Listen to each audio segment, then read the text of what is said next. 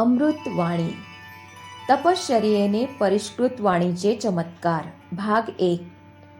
आमच्या सोबत गायत्री मंत्र म्हणा. ओम भूर्भुवस्वः तत्सवितुर्वरेण्यं भर्गो देवस्य धीमहि धियो यो नः प्रचोदयात. प्रतिष्ठित महानुभाव आणि देवींनो, धाडस आणि पराक्रम. बंधू भगिनींनो, हिम्मत, धाडस, मनोबळ हेच सर्व प्रकारच्या यशाचे मूळ आहे. दरोडेखोर एकटा भयाण जंगलात शिरतो आणि धाडसाने दरोडा घालून पुन्हा त्या घनदाट जंगलात दऱ्याखोऱ्यांच्या वाकड्या तिकड्या कपारीत जाऊन लपून बसतो. दऱ्याखोऱ्या कपारी कशा असतात?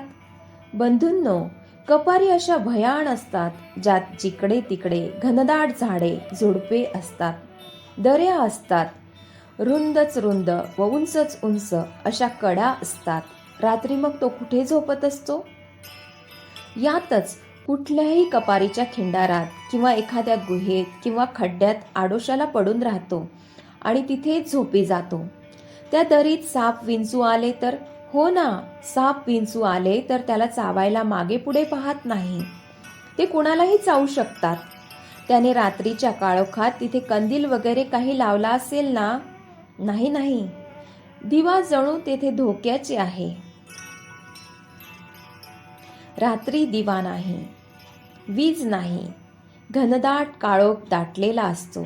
त्या निर्जन भयाण जंगलात जाताना कुठे पायाला ठेचा लागू शकतात, कशाला तरी अडकून पडायला देखील होते.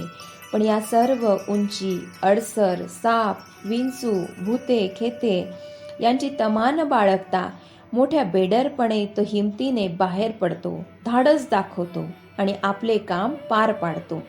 यालाच डाकू म्हणतात, दरोडेखोर म्हणतात.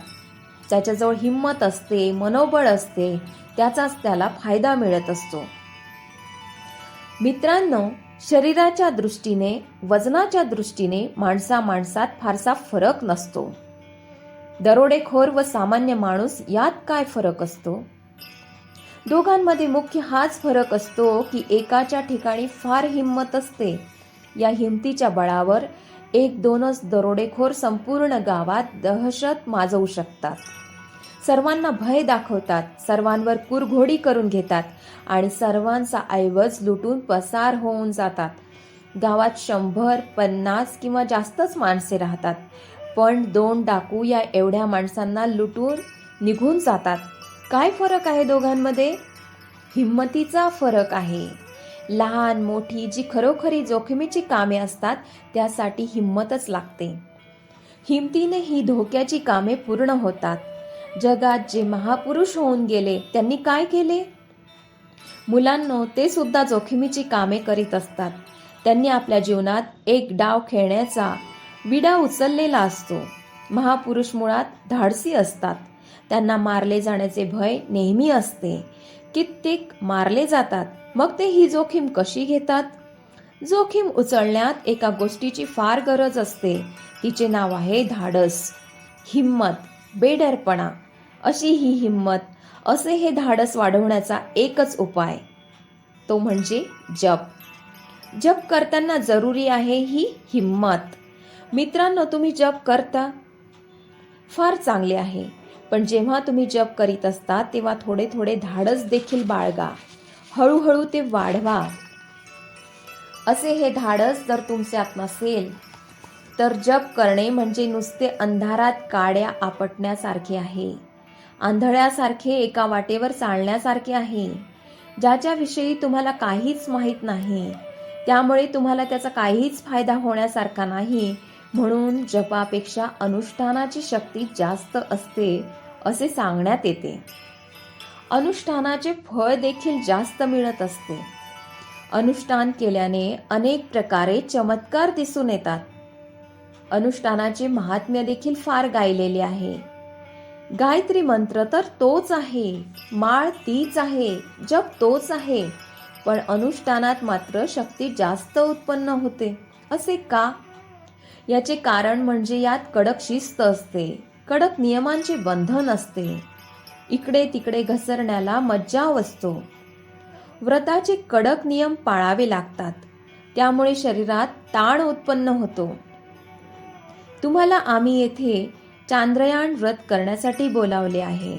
तुमच्यावर कठोर बंधने घालण्याचा, कडक निर्बंध घालण्याचा आम्ही निश्चय केला आहे.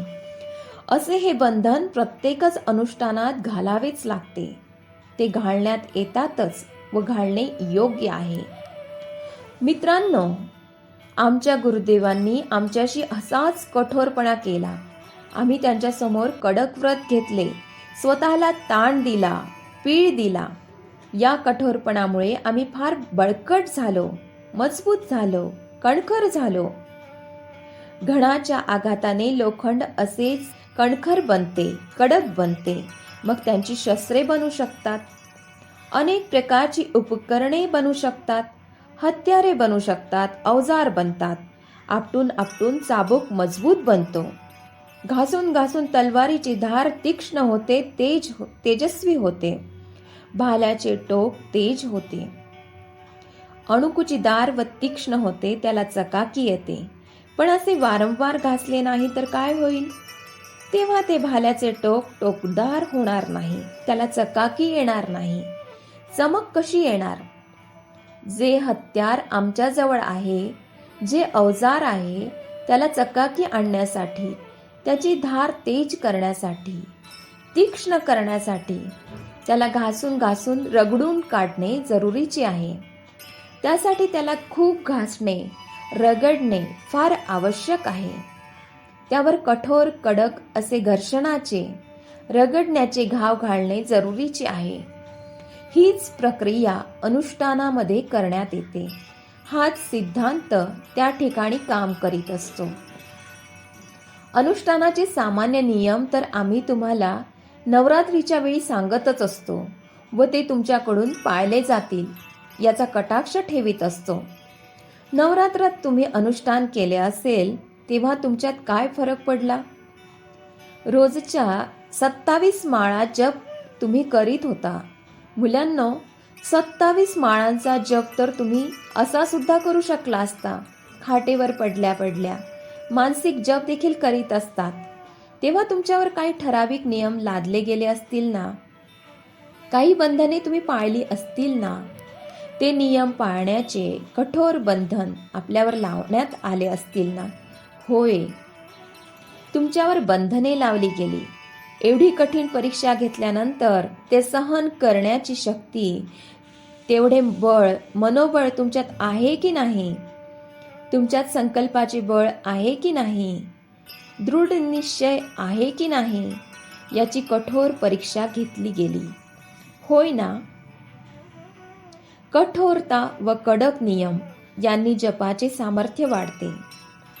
संकल्प व मनोबळ हे आपण जेव्हा आपल्या उपासनेत लावित असतो तेव्हा ती उपासना सामर्थ्य संपन्न होत असते, शक्ती संपन्न होत असते, चमत्कार पूर्ण होत असते व तिचे फळ दिसायला लागते.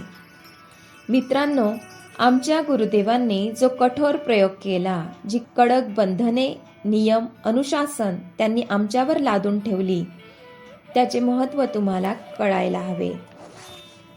केवळ महत्त्व समजून घ्यायचे नाही, तर त्याचा अंगीकार करण्याची, त्याचे पालन करण्याची, त्याचा स्वीकार करण्याची हिंमत तुम्ही दाखवावी. आमच्या आयुष्यातील 24 अनुष्ठाने दरवर्षी एक अशी ही अनुष्ठाने आम्ही पूर्ण केली. किती वेळ लागला ती पूर्ण करायला? रोज 6 तास आम्ही या अनुष्ठानात मग्न राहत असू. मग साहेब, आम्ही जर 6 तासात हे अनुष्ठान केले तर तुमच्या व आमच्यामध्ये फरक आहे. कसा फरक आहे? आमच्या या देहावर, आमच्या मनावर खूप नियम लादले गेले आहेत. खूप बंधने लावण्यात आली होती. त्याला कुठे म्हणून सूट अशी नव्हतीच. आसनाबाबत तुम्हाला ठाऊक आहे? एकाच आसनात बसायचे असते. का बरे? थोडे पाय लांब करून घेता येतील, पसरता येतील, इकडे कलंडून बसता येईल, तिकडे फिरून बसता येईल. असे करता येणार नाही. नाही नाही, असे करता येणारच नाही. थोडे आपले शरीर तापून बघा, कडक करून बघा, जरा ताण द्या. असा ताण देऊ लागाल शरीराला, तेव्हा तुम्हाला कळून येईल की प्रत्येक क्षणी कसे वाटते. प्रत्येक क्षणी हाच अनुभव येतो की आपणाला कुणी आवळून ठेवले आहे, कुणी पीळ देऊन ठेवलं आहे, कुणी आपले शरीर तापवीत आहे. कठोरपणात हेच असते. आम्हाला असेच कठोरपणे आवळून घेण्यात आले होते. आम्ही त्या दिव्यात स्वतःला खूप तापवून घेतले आणि त्यानंतर त्यातून बाहेर जिभेला घासून पुसून चांगली पक्की करा. मित्रांनो, चांद्रायण व्रत अनेक प्रकारचे असते. तुम्ही आता लहान आहात म्हणून तुमच्यासाठी आम्ही थोडं शिथिल व्हायचं ठरवलं. तुमच्या स्वतःच्या बळावर ते अवलंबून राहील. ज्याच्यात मनोबळ कमी असते, ज्यांचे मन दुबळे, शरीर दुबळे असते, त्यांच्यासाठी आम्ही शिशु चांद्रयान व्रत करायला लावतो. एवढे जरी केले तरी त्यांना एवढा अनुभव तर व्हायला पाहिजे की त्यांनी सुद्धा असे काहीतरी केले होते. शिवाय त्यांना स्वतःलाच याची जाणीव होऊ शकेल की ते सुद्धा कठोर नियम, तपश्चर्येची कठोरता सहन करू शकतात. मन तर शेवटी मनच आहे. मनाला जर वळण लावले तर ते शिकू शकते. ते सरळ मार्गावर, वठणीवर येऊ शकते. काही चांद्रायण व्रताचे नियम फार कडक आहेत. फार कडक नियम, व्रते आम्ही तुम्हाला सध्या सांगूच इच्छित नाही, कारण तुम्ही ते पाळू शकणार नाही, त्यांना निभावून नेऊ शकणार नाही. जेवढे वजन तुम्ही उचलू शकणार नाही, जेवढा भार तुम्ही सहन करू शकणार नाही, तेवढा भार आम्ही स्वतःच तुमच्यावर लादणार नाही. पण तुमच्यावर त्या कठोर नियमांचे बंधन, पाळावयाचे नियम यांची कठोरता पाळण्याची सक्ती मात्र राहीलच. त्याशिवाय तुम्हाला त्याचा पीळ कसा कळेल, त्या कठोर नियमांचा अनुभव कसा येईल. तुमच्या खाण्यापिण्याच्या विषयी मी तुम्हाला सांगू इच्छित होतो.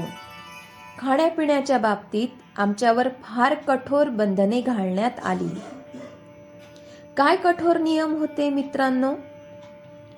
आमच्या जिभेला 24 वर्षेपर्यंत कठोर बंधनात बांधून ठेवण्यात आले होते. तिला सुद्धा घासून पुसून पक्की करण्याचा आदेश मिळाला होता.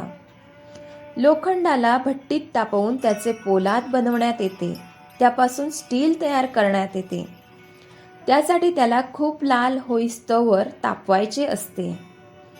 तलवार बनविल्यानंतर तिला चकाकी आणण्यासाठी व धार करण्यासाठी तिला खूप घासावे लागते, पाणी चढवावे लागते.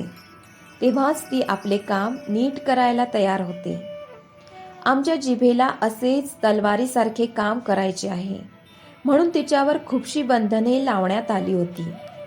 आम्हाला बजावून सांगण्यात आले होते की आपल्या जिभेशी आपल्याला फार कठोरपणे वागायचे आहे, तिला ताब्यात ठेवायचे आहे. ज्या जिभेने मंत्राचे उच्चारण करायचे आहे, जप करायचा आहे, ज्या जिभेने भगवंताची प्रार्थना करायची आहे, ज्या जिभेने लोकांना वरदान द्यायचे आहेत, आशीर्वाद द्यायचे आहेत, ज्या जिभेने लोकांना सल्ला द्यायचा आहे, प्रवचन द्यायचं आहे, ज्यांना ते मान्य करतील असे आदेश द्यायचे आहे, अशी व्याख्याने द्यायची आहेत की जी लोकांच्या हृदयामध्ये उलथापालथ निर्माण करेल, त्यांच्या हृदयात काही नवे विचार उत्पन्न करू शकेल. अशा जिभेला दक्ष करायला पाहिजे. त्यासाठी तिला कठोर वळण द्यायचे आहे. तिला घासून पुसून तीक्ष्ण बनवायचे आहे, पक्की करायची आहे.